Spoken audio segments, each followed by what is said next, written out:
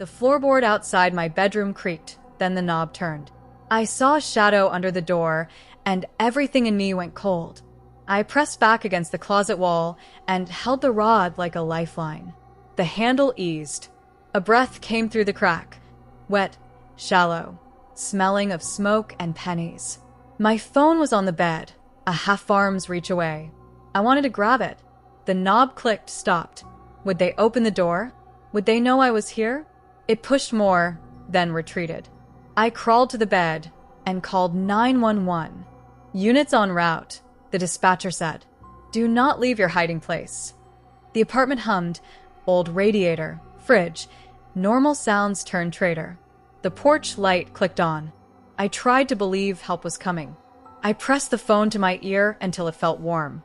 The dispatcher's voice was a thin lifeline, but the line was brittle. Static cracked like distant thunder. Stay on the line. Are you alone? She asked. I could hear her typing. My throat made a small animal sound. I told her I'd lived alone for years and that nothing like this had happened. She repeated that units were headed my way. The seconds between those sentences lengthened into small, dangerous gulps. Every hum and creak felt magnified, as if the house itself was listening. A rap at the stairwell, 3 slow knocks. Deliberate. My skin crawled. I thought of the attic hatch I never used. Had someone been up there? Had they watched me sleep? I moved. The living room smelled like stale coffee, but under it was something clean, hotel soap. Halfway up the stairs, a black scuffed shoe rested on the second step. Not mine. I kept going. In the kitchen, a photograph lay face down by the baseboard. I picked it up with shaking fingers. It was my living room, taken from the stairs, time-stamped 2 nights ago. My name was written on the back. Someone had been here before. Someone had watched. The cupboard under the stairs held a neat stack of photos. My couch, my bed, me asleep. Dates ranged from last week to earlier. Under them was a spiral notebook. Times and notes filled the pages. March 8th, 1:02 a.m. window.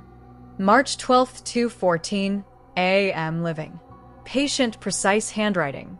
Today's date had a time, an hour from now, then my name. My hands went numb. I thought of sleepwalking, of fogged memory. But this felt intentional. The deadbolt clicked. Something inside the house had moved it. A picture slid from the notebook. Me on the couch, eyes closed, time-stamped last night. My phone buzzed. My number flashed. The message read, "You always wake up surprised. It's almost time." I laughed, and it broke into a sob. A figure stood on the stairs in the streetlight. It had my hair, my sweater, my mole. For a beat, I thought it was a reflection. Reflections don't occupy space. They don't smell like smoke. They don't step forward. "Who are you?" I said. It smiled. "You," it said. The voice was mine, flat, practiced. "You forget. I help." I should have run. My legs wouldn't obey. The notebook fell open to a line I hadn't read properly. He will not remember. We must remind him. The times matched gaps in my photos. The mornings I couldn't account for. The shirt that smelled faintly of smoke. Details I dismissed. The evidence threaded together into a map of someone living inside my life. Small things that had previously felt like forgetfulness assembled themselves into evidence. Receipts I couldn't place. A smear of dirt on my jeans I'd blamed on the subway. A neighbor once asked me about a light I left burning, and I lied.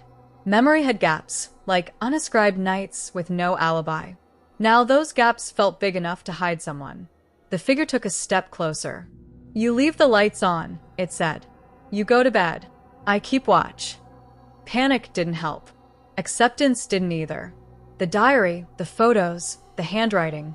Were they my other self's journals? Or a meticulous stalker? The voice answered before I could think. "We always do this," it said. "It's easier if you don't remember." I tried to hold on to the idea that I was the victim, that someone else had been trespassing. That theory collapsed when the figure spoke my childhood memory, one I'd told no one. It knew the mole I worried about, the scar on my thumb from when I was 7. It knew the way I hummed when I panicked. "You'll remember soon," it said softly.